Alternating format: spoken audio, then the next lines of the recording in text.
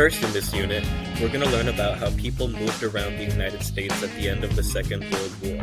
These migration patterns greatly affected the economies of the people living in various regions of the U.S. We'll also delve into the Bracero program, which gave immigrant farm workers an opportunity to work in the United States.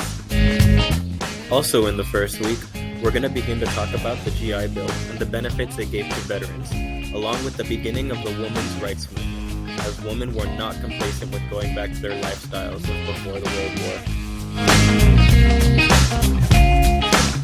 This week, we're going to start off by learning about the post-World War II labor strikes and about President Truman's Fair Deal, where he urged Americans to buy health insurance and promoted increasing the minimum wage. For the second week, we will also discuss President Eisenhower's plan to create interstate highways, which we still benefit from today, along with the California Master Plan for Education, which helped set up higher education institutions in California that would become some of the best in the world. This week, we'll be learning about the way the role of the president began to change. The reason this happened was because after 2 world wars in the span of 25 years, people began to rethink what powers a president should and should not have. The presidents began to take on much more of a figurehead role than ever before. Also in week 3, we'll learn about different diverse regions in North America. This will include information about climate zones in the United States, the various deserts around us, and also about the places where we get our water supply from.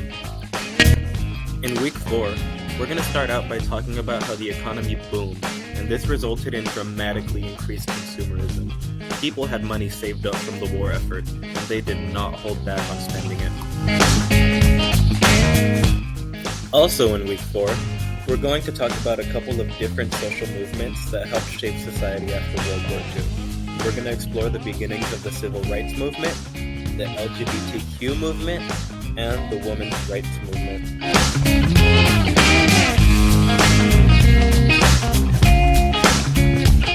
At the end of this unit, students will create a Google site where they will demonstrate their knowledge of all the content in this unit. They'll be able to chip away at this project on Fridays, and it will be due on the last day of the unit.